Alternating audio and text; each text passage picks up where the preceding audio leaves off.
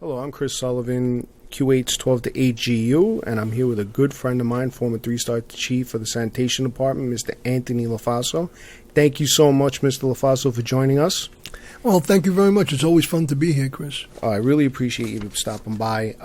I'd like you to tell us, how did we get to the point of establishing a clinic and the sick leave unit and how we handle the line of duty injury on the job? Could you tell us how it started when you started on the job and what it's like today? I'll do the best I can. The clinic has been around for a very long time. How I know that is when we had a couple of fellows from N.Y.U. that researched the department's history. They had access to all of our archives and records, including records and city records and things like that. So the clinic has been part of it for a long time because sanitation workers have always gotten injured, whether they were street cleaning department or the sanitation department. So we've had a clinic quite some time. If you go to 125 Ward Street and you walk around behind the building or to the side of the building, I guess the eastern side of the building, because the entrance of the building faces south. So if you went to your right and got the eastern side of the building, you'll see a staircase, stone staircase that goes downstairs. And in stone, etched in stone, there's a sign that says Department of Sanitation Clinic or DS Clinic. I don't recall anymore. Right. Yeah, so we've had the clinic a very long time. So originally it began at 125 Ward Street. No, it was way before 125 Ward Street. 125 Ward Street is in the 1930s. I meant when you started, but... Yeah, but we've had some form of clinic for a long time where the men were examined and made sure that they were able to work and things like that. We didn't have unlimited sick leave. Unlimited sick leave, again, is something that the union achieved through negotiation. And I don't remember now the trade-offs in negotiations to accomplish unlimited sick leave. Unlimited sick leave was something that the police and fire had for many, many years. Just like the 20-year pension, they had that for many years and we didn't. And unlimited sick leave was achieved through negotiation. Prior to that, you did not get paid for the first day or perhaps the first 2 days. I'm not sure. But you weren't paid. And it had a tremendous effect on limiting the sick. I'm sure nobody wanted to go sick because they couldn't afford it. You lose 1 day's pay or you lose 2 days' pay. So you go to work with the flu. Yeah, so you'd have to be really sick that you couldn't get up no more. And that was something that John J. Delory wanted to correct, and he fought for a long time, and he accomplished that. When did that come into effect? I would believe that if I had to say it right now, I would say 1962. The bill was signed. It took that long? Yeah, the bill was signed by Governor Rockefeller. He was a good friend of Mr. Delory. He was a good friend of, not only, and unusual then, even now, but more, just as unusual then, a Republican that was really a real good friend of labor and concerned about labor. I don't know why he was that way, but he certainly was. There's no doubt that he was that way. And he was very, very good to the Sanitation Union, Local 831. In no small measure, that was due to the way that John Delory dealt with politicians and how John Delory talked. And people liked it. They liked to be around him. And he was a good fighter for labor, and he made his case such that a Republican governor saw his way of thinking. And that's why we have unlimited sick leave. And so the unlimited sick leave, Delory was concerned that it could be abused. Because we were aware that there was abuse in other agencies when it was unlimited and unrestrained. And so, yes, we had end up with supervised sick leave. And in my time, the local foreman, because overwhelmingly we lived in New York City. At that time, you couldn't live outside the city. Right. At that time. And so no matter where you lived, there was a local section. There was a section. And that section foreman would come up there, or the night district super would come up until 9 o'clock at night, come up your house or ring your bell, and you'd have to sign a piece of paper that you were home. And if you weren't home, they went through the process of issuing a complaint, etc., failure to be home, went on supervised sick leave. And a lot of men complained about it, but my own opinion of it at the time, and it hasn't changed very much, was that this was a job where, God forbid, you had a serious illness and you're in bed 3-4 months because of a heart attack or, God forbid, a stroke or any serious illness, several things happen. Number one, you continue to get paid. No matter how long you're out sick, provided you are sick. And that was the only proviso. You had to actually be sick. So I thought, wow, this is fabulous. Some guys didn't like it. They thought that the sick leave was a time when they could just go and goof off and take advantage. And I'm sure there's always going to be a few people who are short-sighted enough to think that that's the smart move. I don't know what to do about that. I'm not involved anymore. But I just thought that it was fantastic because all the jobs I ever had before the Department of Sanitation, I did not get paid. I was out sick, I didn't get paid. Simple, very simple, no confusion. Where here you got paid no matter how long you're out, and also you didn't have to be concerned about losing your job because you were sick. Right. So all of those things all came in part of it. Also, in that same law was the compensatory law, the compensation law, because when we got hurt, we didn't get paid. We had to go file New York State compensation like any other employee that gets hurt on the job, and we had to file for compensation. And that was all. That all ended. When you got hurt on or off the job, you were paid your salary. And there's a fantastic achievement by the union. And when did that come into effect? At the same time? It's in the same ruling in 1960. I believe it was 1962. Right. And again by Governor Rockefeller and John J. Galori. And, we keep repeating ourselves, and instead of saying that we're repeating ourselves, we have to acknowledge the enormous accomplishments for the sanitation worker by this man and this union, and they continue to work to the present day. And you just said, I believe at the last program that we were together on, Chris, you mentioned that Harry had negotiated the dump, a stipend for dumping on shift. Yes. Which is really fantastic. And I'm sure that the sanitation workers appreciate it. I think they realize and appreciate it, especially in this day and age where good jobs, good union jobs are hard to come by. Right. Very absolutely. I don't think that it would be very difficult to find a job where I can make this kind of money. I remember coming out of high school trying to find a job where you'd make over $20 an hour. It's almost impossible. Unless you know somebody. Absolutely right. So I had to work for family. Absolutely right. And now with so many manufacturing jobs gone out of the country, I think there's something like 7% of the jobs in America are manufacturing jobs, whereas before it was something in the 60, 70, 80% percentile. And that's a big factor on our economy and on the ability of people to support their families and things like that. Yeah. I don't want to go. That's a whole other program. But yes, the union accomplished those things. The compensation, we ended up being paid just our regular salary, which was fantastic. And through our security benefits fund, if you did get hurt badly, we have a security benefits fund that would pay and award what they call line of duty injury. And those that were more serious, there was a compensatory award through our security benefits fund, which was brand new. Also, I remember when the fund began, and I came on the job. One of the amazing things for me, and again, I'm much older than the people working in the street now, by far, is that we had an annuity where you were paid $1 a day. I couldn't believe it that I was being paid $1 a day. And I know it sounds silly now maybe, but at the time it was a fantastic thing. That if those of you couldn't save money, you didn't have to worry about it. The job was saving money for you, whether you liked it or not. Wow. And we had an annuity, and that annuity was invested and it made money. And when I got promoted, I collected that annuity, because you go from a sanitation worker to, the first promotion was at that time called assistant foreman. And you started a new annuity as an assistant foreman. So it just was a wonderful... every day I correspond with Chief Arcabasso, Paul Arcabasso. He was the chief in charge of risk assessment for the Department of Sanitation. What is that title? Risk assessment is that you look at the areas that are most vulnerable to abuse. And you investigate them and develop procedures and methods to minimize abuse in those areas. Places where people are handling money, perhaps. Oh, I see. Handling tickets that have value, payroll, gasoline distribution. There are many areas in any large organization.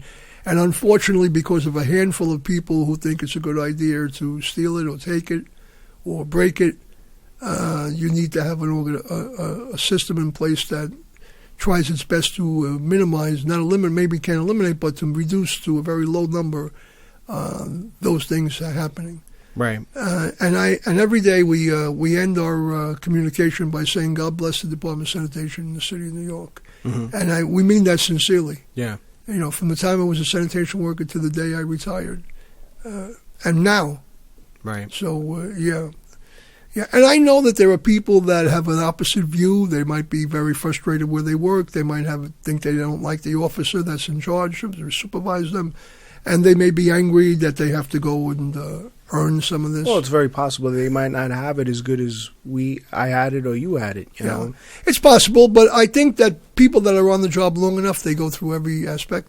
Right. I think that I've had my share of people I didn't want to work with. Mm-hmm. Yes. But I still like the job. Right. And the basic thing of the job, and I think it's a quote of Chief Glassberg. He liked everything about the job except the work. Does that sound appropriate? Is that kind of bring it, nail it down? He liked everything about it. There was nothing he didn't like about it. He loved the annuity. He loved the pension. He liked the unlimited sick leave. He liked the raises. Who is Chief Glassberg? Who is Chief Glassberg? That's a good question. Chief Glassberg came along before me in this business. Came on the job a number of years before me. And even when he came on the job, he had retroactive seniority because he was called while away in the Army during the Korean War. So he came on, and as a matter of fact, he was in charge of the vast supervised sick leave network as a 3-star chief. Wow. And is that a 3-star position? At the time it was. It's been changed several times since then. Right. But at the time it was a new thing where these guys were going to have their own car. The guy in the district wasn't going to do it anymore. And the scuttlebutt was that if these guys caught you not home, that was it. You had no hope and no prayer. Right. And then he also did the trials. He would go around to the various commands and do the trials, the sick leave trials, those that were at home, where most of those trials were committed to BCAD, which is Borough Command Alternative Discipline. Right. And your trial is heard at the borough office by the borough commander. And Chief Glassberg would come and do those trials and relieve the borough commander of that problem. Right. And he would hear these sick trials, and some people he dismissed the charges, and some people he slammed them in a couple of days. Were you ever a part of the trial? Yes, I heard many trials as a borough commander and assistant borough commander. I heard it was one of my duties. Yes. And what was it like when you first started working in that section of the department?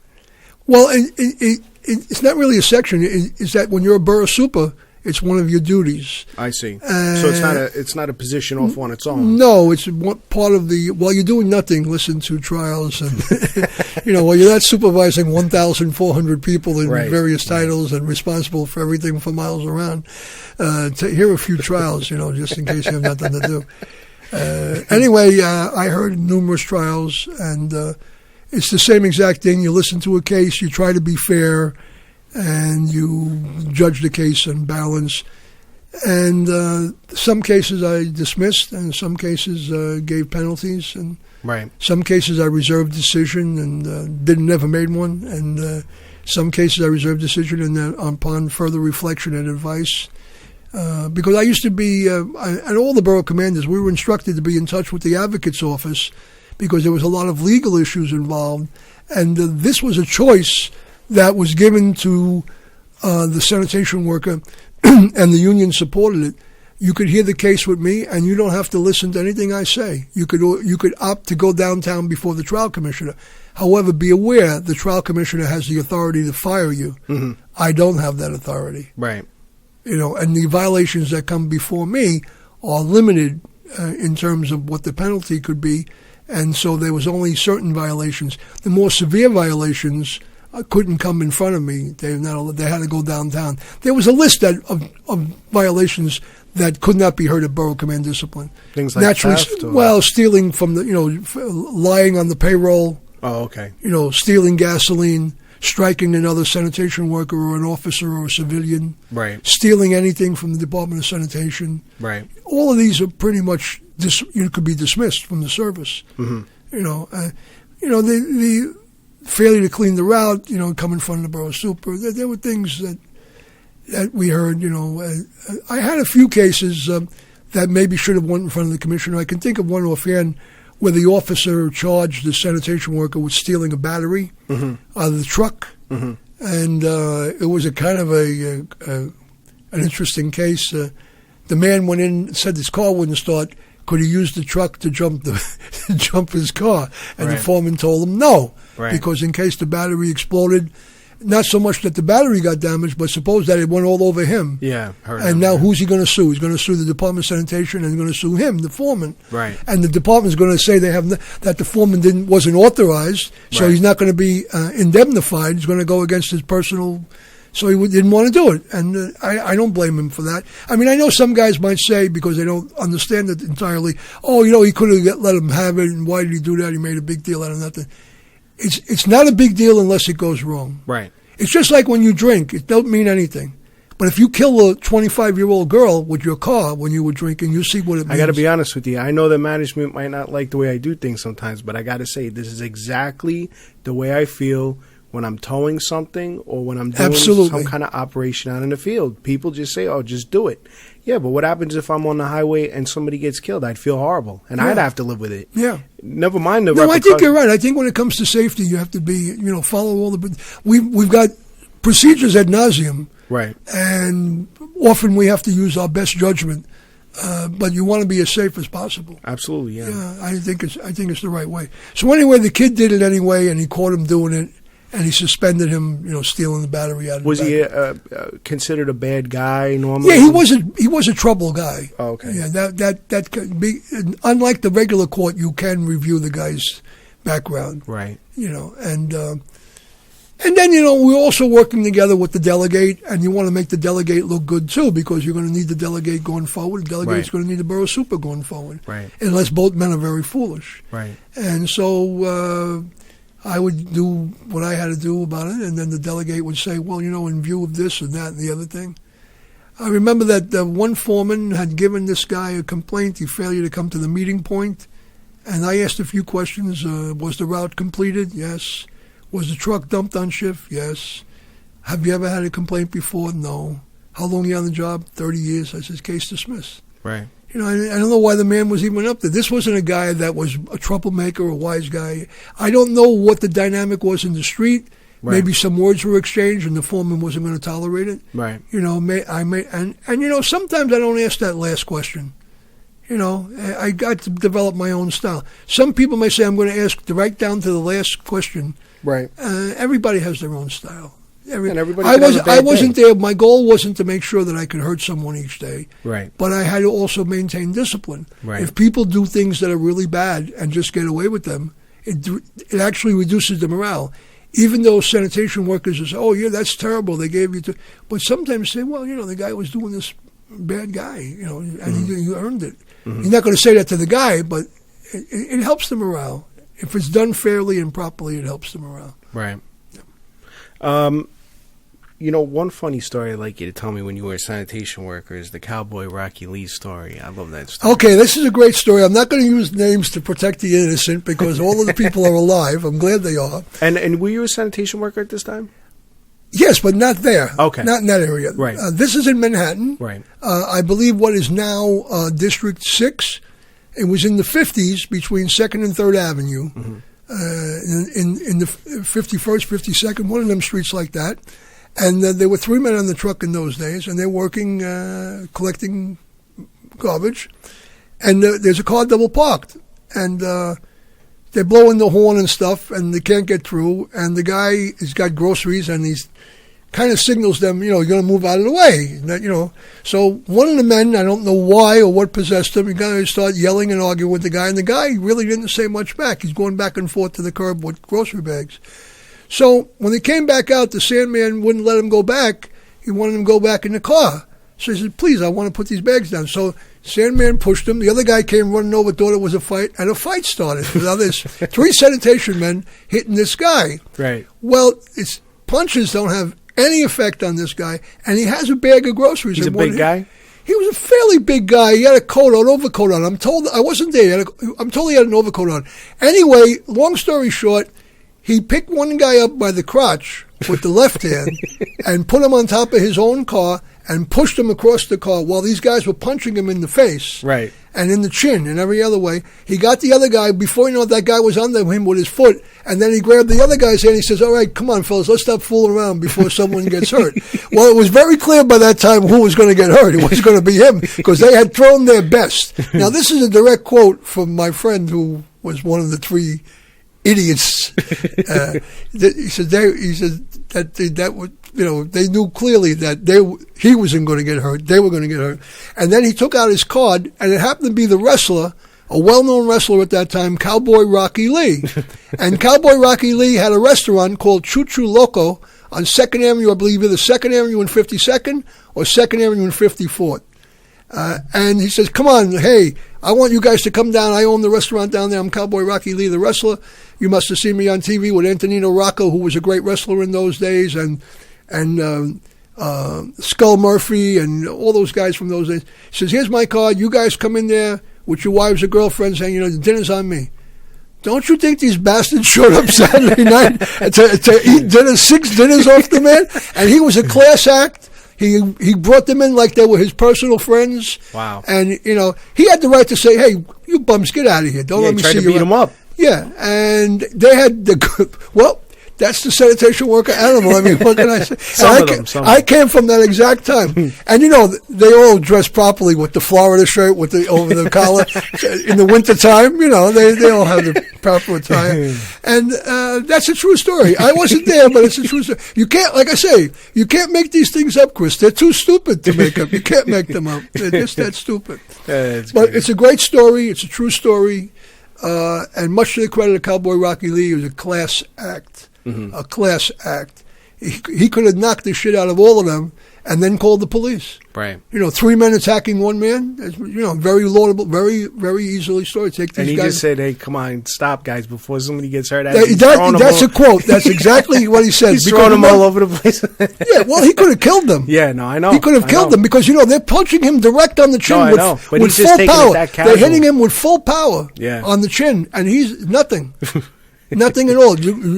I almost said the guy's name. My friend told me he didn't even have a mark on him, even though he got hit hard several times, and he took it all in good stride and invited them to dinner. Wow. That shows it's really bad reflection on the sanitation worker. Well, at least those 3 guys. But one guy he picked up, the guy who started, he picked up by the crotch with one hand. You know what kind of power, the power level necessary? Up high enough that he shoved him across the car. Now he's out of the way. The other guy, my friend, is on the ground underneath with his foot on him, and now he's got the other guy's hand like you don't have TV. He grabs the other guy's hand and says, come on, fellas, let's stop fooling around. Someone could get hurt. And the other guy, he's like, he realizes, and then he invites them to dinner. I mean, and they go, which is another humiliation. And they show up for the free dinner. Absolutely.